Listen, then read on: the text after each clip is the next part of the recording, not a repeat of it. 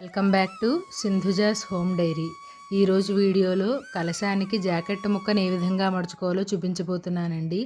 అన్ని వ్రతాలకి, దసరా నవరాత్రులకి, కలశ స్థాపన ఆనవాయితీ ఉన్న వాళ్ళందరూ జాకెట్ ముక్కను మడుచుకుంటారు కదా. చాలామంది ఇళ్లలో బ్రహ్మకార్య పెడతారు. మనం చేసుకునేటప్పుడు ఏ విధంగా చేసుకోవాలో ఈ వీడియోలో చూపిస్తున్నాను. చూశారు కదా, ముందుగా జాకెట్ని 2 పొరల మీద వేసుకుని దాన్ని ఇలా 3 మడతల కింద వేసుకోవాలండి. ఈ పొరలన్నీ కూడా సమానంగా వచ్చేలా పెట్టుకోవాలండి, లేకపోతే చివరికి వచ్చేటప్పటికి బయటకు వచ్చేస్తూ ఉంటుంది. తర్వాత దీన్ని త్రిభుజాకారంలో మొదలు పెట్టాలండి.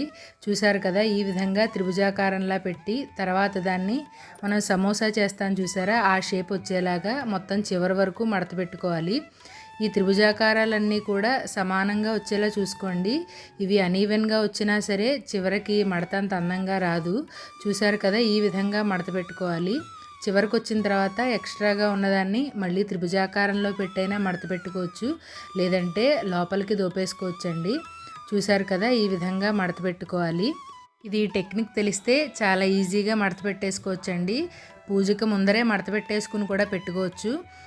ఎప్పుడూ కూడా కొత్త జాకెట్ బట్టనే వాడుకోవాలండి. అంతేనండి, దీని మీద గంధం కుంకుమ బొట్లు పెట్టి కలశంలో పెట్టాలి. నేను ఇక్కడ మీకు డెమో చూపిస్తున్నాను కాబట్టి ఈ విధంగా చేస్తున్నానండి.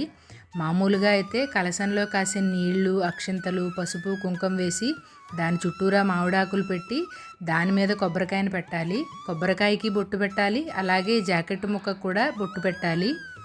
కొబ్బరికాయకి పసుపు రాసి దాని మీద బొట్టు పెట్టాలి, అలాగే జాకెట్ ముక్కకి చిన్న గంధం చుక్క పెట్టి దాని మీద బొట్టు పెట్టాలి. తర్వాత పువ్వులతో అలంకరించుకోవచ్చండి. నేను ఇక్కడ నా దగ్గర ఉన్న జ్యువెలరీతో అలంకరిస్తున్నాను, ఎందుకంటే కాస్త నిండుదనం వస్తుందని. చూశారు కదా, అంతేనండి. మీకు ఈ వీడియో యూస్ఫుల్గా అనిపిస్తే మీ ఫ్రెండ్స్ అండ్ ఫ్యామిలీకి షేర్ చేయండి, అలాగే లైక్ చేయండి, సబ్స్క్రైబ్ అవ్వండి.